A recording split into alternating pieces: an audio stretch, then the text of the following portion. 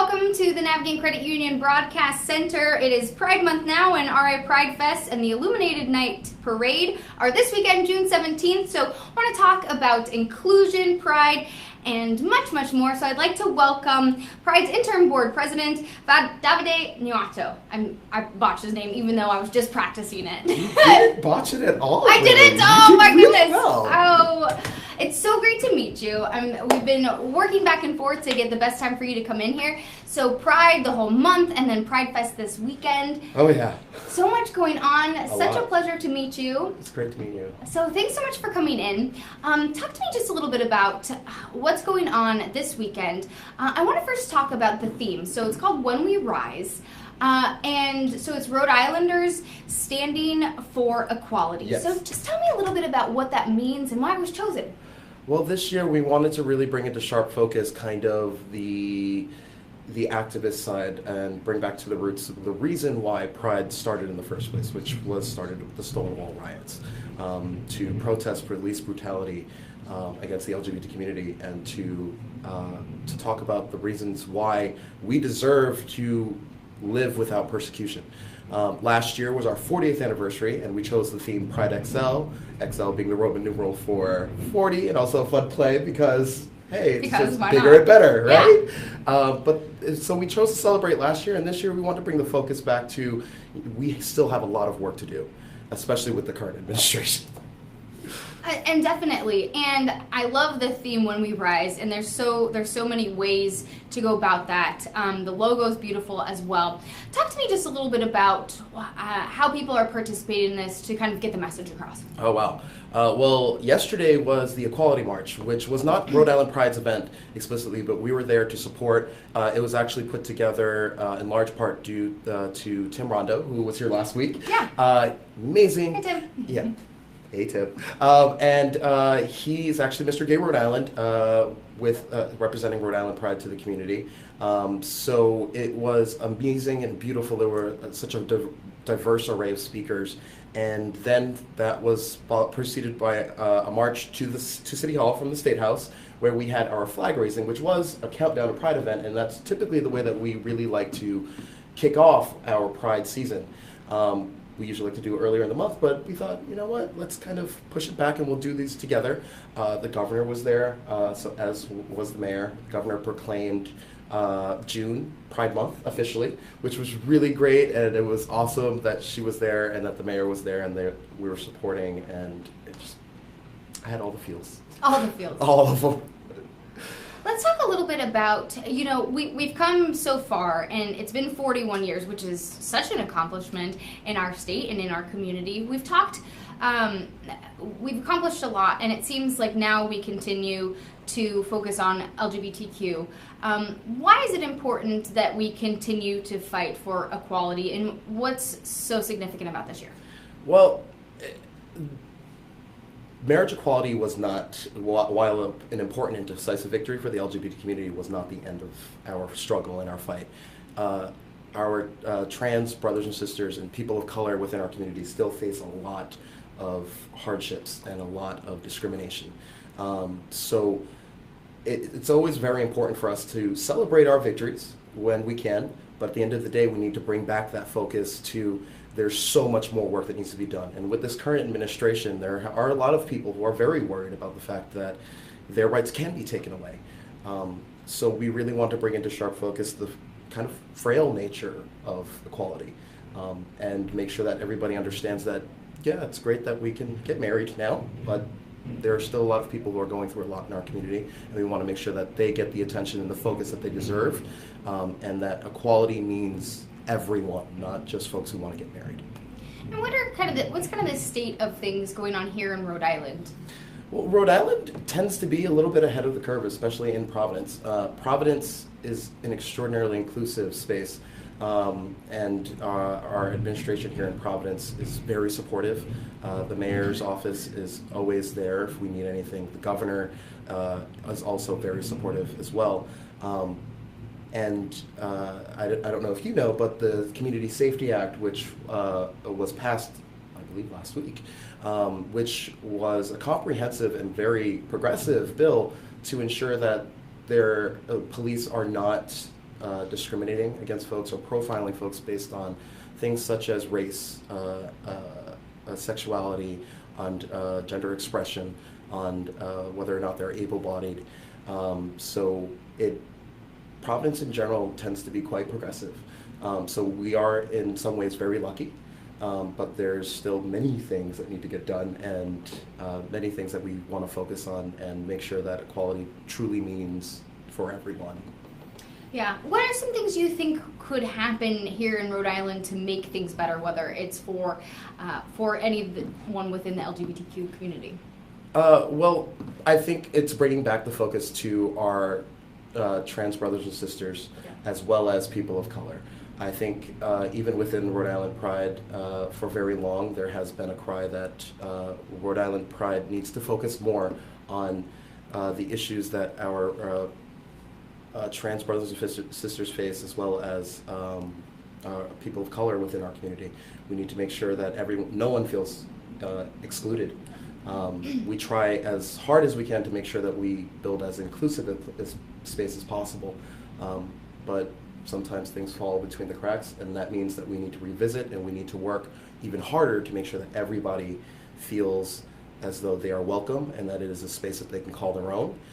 Specifically, we need to make sure that we're protecting our trans brothers and sisters, because over just this year alone, nationwide we've had over 10 different murders in this country, and last year I believe the figure was around 26. So while it seems as though the trend is a little bit down this year, none of us will be happy until we're down to 0. Yeah, no kidding. And definitely a topic nationwide that's had a lot of attention brought to it. So just kind of wanted to touch in and see how things are going within Rhode Island's community. And this weekend and this month, obviously, a time to celebrate and as well bring awareness to what's happening out there. Let's talk a little bit. So we had Tim in last week. Tomorrow we have a host of guests. Ava's bringing in a couple different people to celebrate. She has Frenchie Davis coming in. Ooh. Kim Trusty and Jacqueline Demira, I believe that's Jacqueline Demira is amazing. So a couple people coming in that'll be performing and being with Pride Fest. So we're kind of celebrating. So we're going to have some fun. Pride style hardcore. All this week. Yeah, we're going to have some fun. So let's just talk a little bit about where Rhode Island Pride is heading. Rhode Island Pride is heading in a really beautiful direction, I hope. We've been working very hard to build a community center. We would love to have the Pride Center of Rhode Island open up right here in downtown Providence. That'd be amazing. It would be.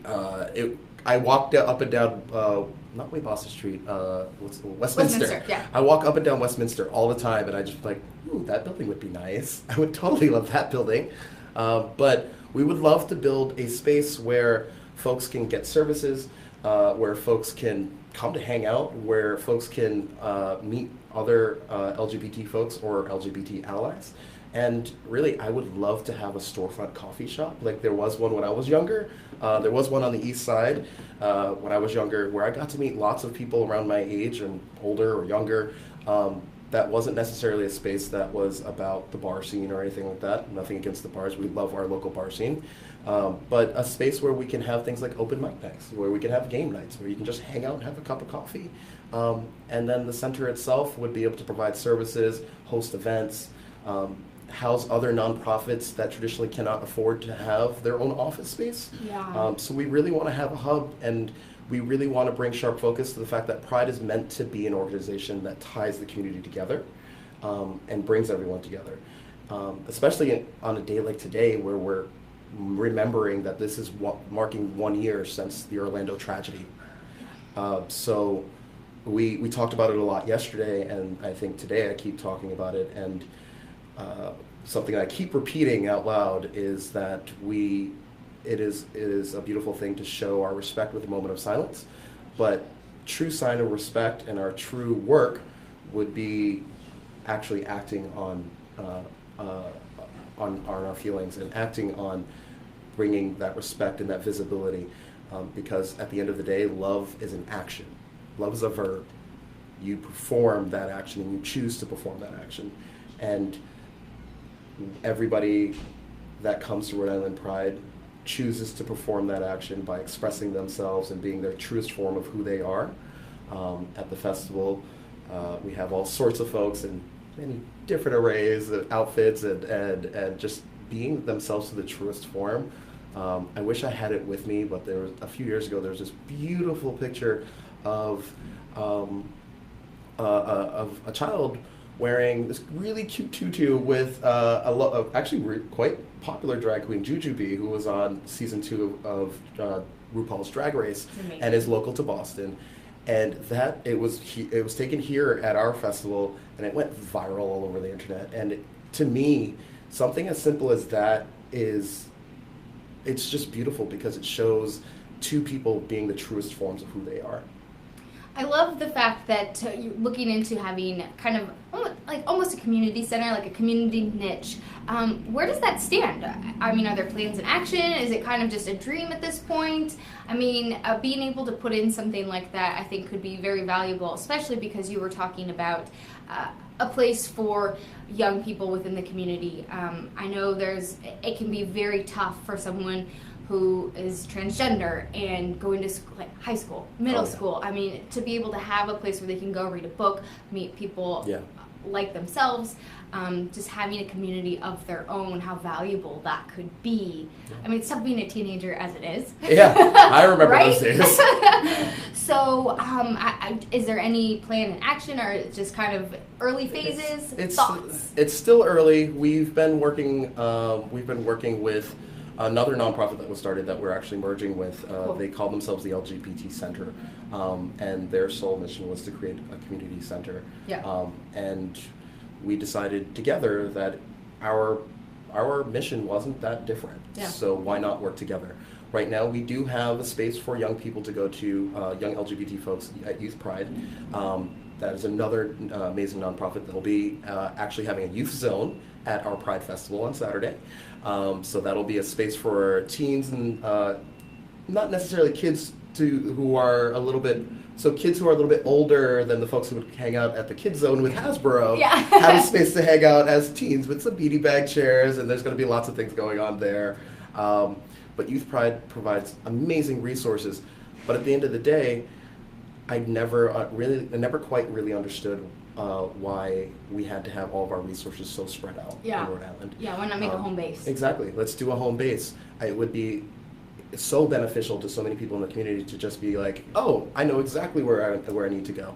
And I would love to see that happen while I'm president, and I think I'm trying my darndest to make it happen. We are raising funds as much as possible this year. The festival itself is not exactly cheap. So we've got to consider that as well. There's a lot going on, yeah. There's a lot going on. Definitely. To pay for, yeah. So we're working with city officials as well to look into spaces. So it's still in early phases, but there are a lot of plans, and we're working very hard, and we always welcome more support from the community. So come on out, folks.